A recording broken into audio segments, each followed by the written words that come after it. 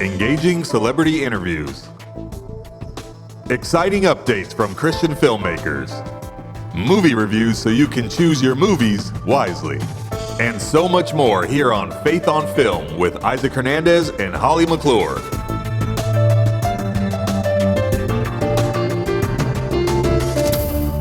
Hello, everybody. Welcome to this week's episode of Faith on Film. I've got a great show for you today. First of all, we're going to be hearing from Melissa Anschutz, Vice President of Communications at BMG Global, and she's here to tell us all about a movie that is available for you to watch now on Encourage TV. And of course, we're also going to hear from the star of the movie, as well as his son, who happens to be the director. So it should be a fun interview with the father and son team. And then after that, we're going to hear from Kyle Portbury. Now, Kyle is the director of a new movie coming out in theaters this April 17th and 18th called The Hopeful, and he's here to tell us all about it. But first, let's hear from Melissa. And we are here with Melissa Anschutz, Vice President of Communications for BMG Global, and she's here to tell us what is happening this month at Encourage TV. Melissa, how you doing? Hi, I'm good, Isaac. Thank you. I love this part of my month when I get to come on the show. Thank you so much for having me again. We love being your sponsor.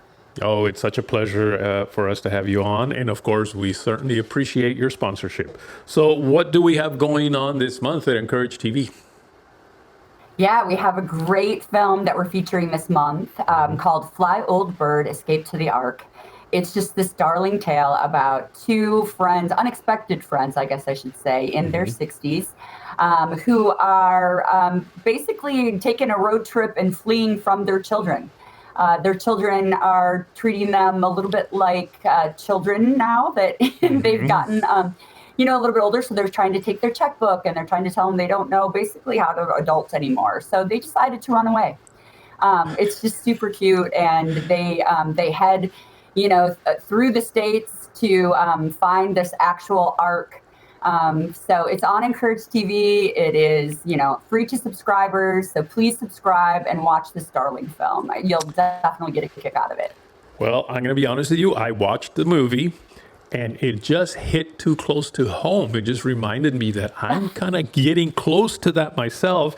And the funny thing is my kids tell me that they will take my wife in, but not me. They say, you're going to a home because you are too high maintenance. So yeah, this movie just kind of struck a chord. Oh boy. So anyway. I feel like it's going to be relatable, to a lot of people, whether you're the kid or you're the adult. Yes, absolutely. Well, we're going to take a look at the trailer and then we are coming back. I'm going to be able to interview the star of the movie. What is his name now? Alan, yeah, Alan, and the director Shaun, and the director, which is his son, isn't it? Mm-hmm, correct. This is going to be a fun interview. Well, thank you, Melissa, and we'll see you again next month. Here's the trailer. Hey, Gibbs, were there any birds on the ark? Oh, absolutely. Well, we're as free as a couple of sunbirds now. You're flying high, man. Ain't nobody gonna get us down. Nobody. Hey, unless you run us off the road and crash or something. I got it. Don't worry. Ain't nothing gonna stop us now. Nothing. Nobody gonna stop me now. Ain't nobody gonna stop me now. Hey. Letters from my kids. They took away my car keys, my checkbook, my credit cards, and then I got dementia or Alzheimer's. I've got to do something. Since they're going around looking at nursing homes and searching for one that deals with memory care issues. You know, Dad, he's not going to make this easy. Never gonna happen. But I threw those pills away. Getting better and better. My son put this in my yard. My time here is up. Get all the keys. I think we're really rushing this.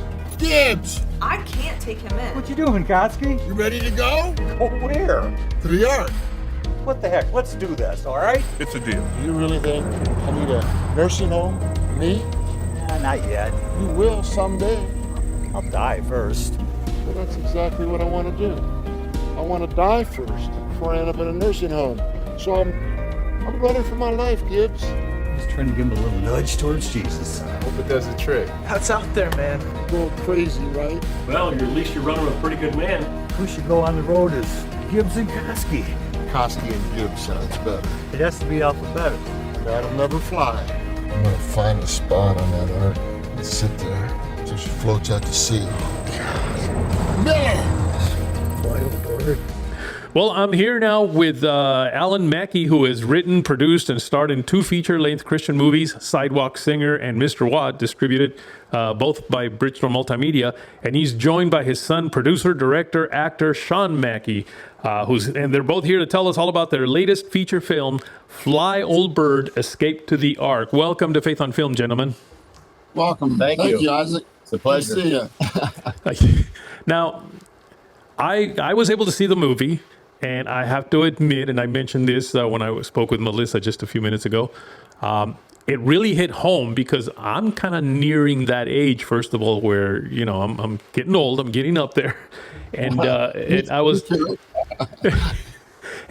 telling Melissa that my kids actually say that they will take in my wife, but they don't think they're going to take me in because I'm too high maintenance. So this reminded me too much of, oh my goodness, what am I going to do when I reach that point where it's time to go to a home? But anyway, it is a great movie. Alan, why don't you tell me a little bit? I know Melissa just kind of mentioned a little bit about it, and then we saw the trailer right now, but maybe go into more detail about what this movie is all about and why you decided to make a movie like this. Well, it's about two guys mainly. It's a buddy movie. I play an older, cranky guy that my children want to put me in a nursing home. And I meet this Christian man that lives down the street, and we form an unlikely friendship. I find out he's alone, never been married. He would like to go to the Ark encounter in Kentucky. And we kind of bicker and banter for a while, and I finally surprise him, pick him up, say, get in the car, and let's head off to the Ark encounter. And the whole journey that we take is really an escape from the nursing home. I know that my children will try to track me down and get me in a nursing home. And so it's the whole journey toward the Ark. And it was a beautiful thing to have the Ark encounter give us special permission to film there. That took a while for them to kind of clear me and make sure they could trust what we do there. And so I'm really grateful to the Ark encounter. Mm-hmm. And I wrote it, I looked around at the locations that I had available, and the houses and a cemetery and all this and that, knew that I could get a hold and use those. So then I wrote this, had this idea for this whole script. As I'm getting older too, and I was a pastor for 31 years and met with a lot of people in nursing homes. And of course, all of them want to get out. So I thought, well, what about a guy who gets out before they get him in? And that's what happened. Now, is this somewhat of a personal story, Shaun? Are you thinking of maybe putting your dad in a home? No, of course not. I'm going to run now. I'll see you later, Isaac. Now, Shaun, you directed this movie, correct? I did, correct. Tell me, how was it directing your dad? Oh, you cut out a little bit there. I'm sorry. How was it directing your dad in this movie? It was very interesting. Working, we were in the nursing home, interacting with people, and we can't believe how many people during filming and since filming have said, what happened in this story is something that happened in their lives. And everybody that was there wanted to get out of the nursing home or didn't feel like they needed to be in the nursing home. And it's a real battle because this movie touches on that dementia and Alzheimer's. Does the individual need to be in a nursing home? Are there medications affecting them? Those types of things. And so while I directed it, I also played his son in this movie. And so it brought it, and I am his son. So see, I'm not an actor, I'm just his son, so it worked out. But, it brings it home, like you said, and to sit there across from your father and to have that conversation, mm-hmm. And him saying, I want to go home. And this is something that I'm sure so many people experience and feel what that is, to not only put your parent in a nursing home. Alan had to go through this with both of my grandparents, as well as fighting to get my grandfather out of a situation where medication put him in a position where they thought he would never be okay again. And we're able to fight to get him back to a normal way of life for a while. So it is real. And those things mm-hmm. that we all experience this in life, this walk and aging. And so it was fun to tell that story, and especially to get things like the Ark encounter and other people backing us and behind us in this story of these two gentlemen who really are. It's a buddy film as they go through it, and it becomes pretty funny the way they interact together. But he doesn't think he belongs in a nursing home. The other guy kind of might think here's the Sundowners again, and he says where, it's that. So it's a play on that. But yeah, it was fun working with my father in this project. Absolutely. Well, I tell you how else it also hits home with me is we took care of my mother-in-law who did develop dementia. She did have Alzheimer's. And we took care of her, I'm going to say maybe about 3 years. And while she did have dementia, but she still, was very much alive. But then it got to a point where we did have to take her into a home. We took her into a home nearby, and so we could visit her often. And my wife just was not happy with just kind of how things were being handled there. So we pulled her back out. But just that time that she spent there, I think really diminished her spirit, because it wasn't long after that she did pass away. So I know it's difficult, but I would highly recommend that if you can hold on to your parents, definitely you might want to do that. I'm saying that, of course, making sure my kids hear this so that they can keep us around. Yeah, in this case, in this story, the children, they're busy with work. They're full-grown adults. Life gets in the way sometimes. And so, call your mom, call your dad, spend time with them, know what medications are on, know and find out where they're at in their journey, if it's something they really need to be in a nursing home or not. But it's certainly, so we're navigating this story inside of the nursing home, outside of the nursing home. Are they breaking out of a nursing home? Are they making it down to Kentucky, running from the cops, so he believes? Yeah, but the two characters end up having a lot of fun, really. Yeah. And yes, they did. My other buddy is Dennis McComas, who just did a great job of acting. And there's kind of a four-man team a lot of times that Shaun's wife, Audrey, ran all the sound and the boom mics and all that. So the four of us, and then we would add actors as we went, but kind of a four-man team to make this happen. Well, I would highly recommend, folks, that you watch this movie. It is available on Encourage TV. So if you haven't gone to Encourage TV, I suggest you do and watch this movie called Fly Old Bird, Escape to the Ark. That's right. Yeah, when we signed with Bridgestone Multimedia, David Austin, the CCO there, said, why don't we add Ark into the title? It was called Fly Old Bird. So how about Fly Old Bird, Escape to the Ark? He said, that's it. So that's what we use. David knows what he's doing when it comes to distributing films. There you go. We agree. Well, gentlemen, thank you. Anything else? It's a pleasure. Thanks for everything you do with Faith on Film TV. Your career is fantastic. Your channel is fantastic. We enjoy it. Thank you. And, it's an honor to spend a little time with you today. Well, thank you. I also, now Mr. What and Sidewalk Singer are also still on Encourage TV, right? Yeah, Shaun directed Mr. What as well. Yes. So. Who, Mr. Who? Mr. What? Mr. Who? Mr. What? Mr. Where? Well, fantastic. I recommend you all go see those two movies as well. They are wonderful movies. Very inspirational. If anybody has any questions, they can go to flyoldbird.com.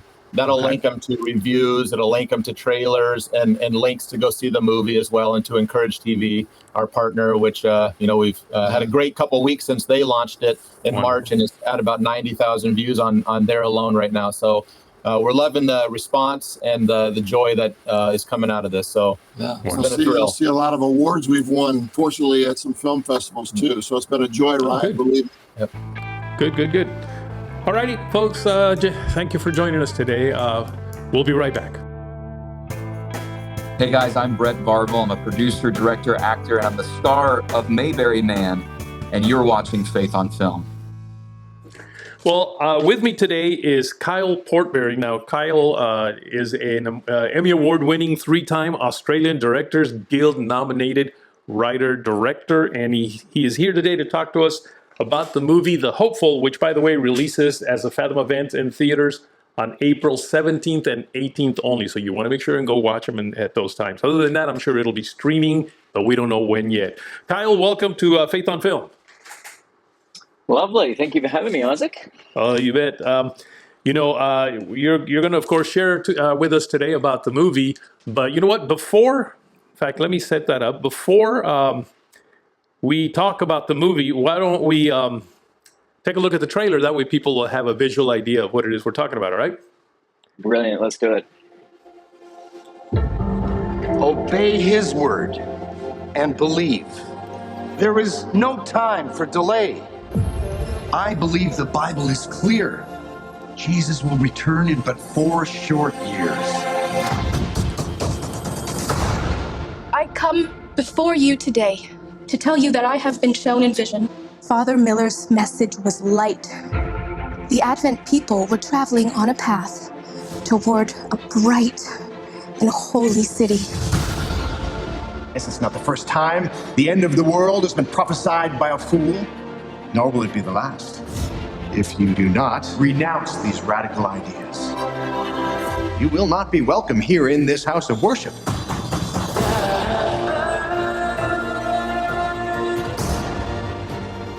This was only the beginning of our journey.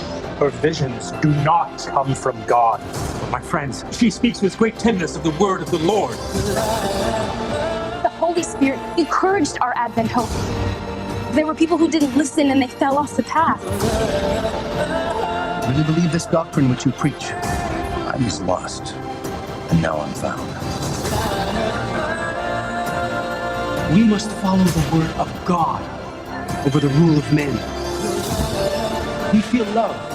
The love of Jesus, it lifts us up, it carries us forward. And it will guide us home. I was made for you. You know, Kyle, I remember seeing this movie at a film festival where you guys pre-screened it, and I do remember being very impressed with the quality level of the cinematography, the directing, which of course is you. It just was a beautiful movie. Can you now tell us a little bit more about what the movie is about? Now, I know it's based on a true story, so just give us some more information about the movie. Yeah, I mean, it's a beautiful character-driven period drama that explores anticipation, disappointment, and how you persevere through that to recapture that thing that you were anticipating in the first place. And I think all good cinema should present you with characters and places that those characters are that sweep you away and kind of take you on a journey where you discover something about yourself, right? And that's a very personal thing. This is what I love about cinema that no other, form of media can really capture. There's something about sitting in that room with 100 other people and all going on this journey together, and being swept up in the story and putting yourself into the shoes. Who would I be in this story? And, would I be this person? And how would I react to that disappointment? Would I be one of the people who were able to persevere? And then you can start to put that into your own context and in your own life. I love doing that in films. Like, for instance, in Oppenheimer, one of my favorite parts of that cinema experience is that you walk out of there and you go, would I push the button, right? Would I be able to, even with that 0.001 infinitesimal chance that the entire world explodes, it takes a certain kind of person to be able to be like, yeah, so we're going to push it anyway. Sure. Right? And I think in our context for the hopeful, I think it takes a certain kind of person in the light of disappointment on the level that these people experience for real, to persevere through. And, your legacy, for Ellen, one of the main characters in the film, her legacy today is 500 plus hospitals in 65 countries, the largest Protestant healthcare network on the planet. She's the most translated female nonfiction author of all time. I mean, that's a pretty incredible outcome of perseverance. And I think if all that does is inspire you as you're walking out of the cinema to what's the hope and healing that you can put out into your sphere of influence in the world, that would be a pretty great outcome. Right. I remember seeing the movie Cabrini recently, and this kind of reminds me a little bit of that. Again, because it's a woman, which, by the way, some people really seem to object to, but it's a woman that, just that perseverance has caused such great movement to come out of, and that was pretty impressive. Yeah. Now, I think that's just white men not knowing how to handle women with agency who know how to do stuff, Isaac. And I think, thank goodness in life that we have those women who are able to persevere in spite of all of those old crusty dudes, who would get in the way of that. I think that's a beautiful thing. I agree. Totally agree with you. Now, you're from Australia, is it? I am, yes. You are. How did you end up getting picked to direct this movie? So, it's one of those things, that kind of half picks you and you pick it, right? I'm probably one of the few people in this movement of Adventism who had gone and trained in conservatorium theatre training for a start, and then I shifted behind camera. So I had a skill set that's fairly uncommon, I guess, within that faith tradition. And they were, nobody else. There's only me working on the crew, and out of the entire crew and cast, there was maybe 2 Adventists on the entire thing. Really? Which again is fabulous, right? Huh. Even down to, so some of that music, that incredible music that you heard in the trailer. So the composer, Blake, and I both grew up Adventist and still are. Jonas is Christian, but then my editor's Buddhist, and I think it's a fabulous opportunity to introduce our story to somebody else, and then it becomes their story as well, right? It's not dependent on, and again, that's the hallmark of great cinema. And the hallmark of great storytelling is, can you tell a story that's about a specific person and then have other people take that on board and it becomes their story as well? I think that's what cinema's about, right? It's an experience that's supposed to emotionally draw you in. And, Jonas, for instance, Myron, on the 2 original songs in the film, if you've ever sung 10,000 Reasons or Cornerstones, so Jonas wrote both of those with Matt Redman. He's written for Andrea Bocelli, Celine Dion, Barbra Streisand, you name it. Half of Lauren Daigle's last album he wrote together with her, for her.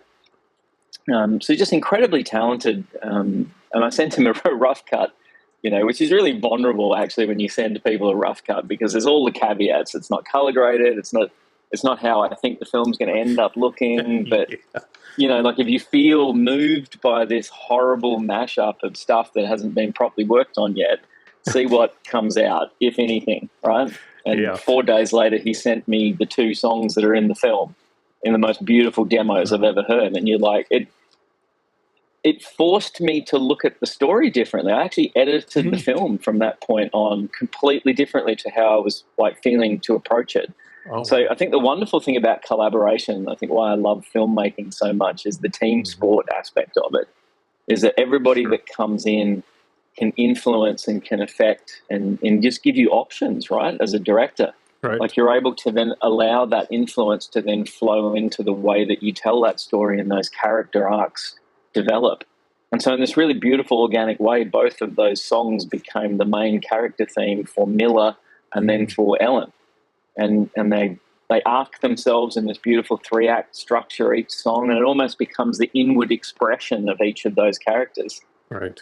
And then when Jonas and Blake saw what we'd done when we picture locked in the edit with those songs, they got re-inspired again and changed the way that they were approaching them. So then now you end up getting in final mix and in their final output of that just something wholly just different again that is incredible and, so special. And you end up getting these character moments which are so much more powerful than they would have been otherwise if people didn't feel like they could push and try things and offer you suggestions of, well, what if the second time we hear that song, the lyrics aren't there and it's a hum, all right?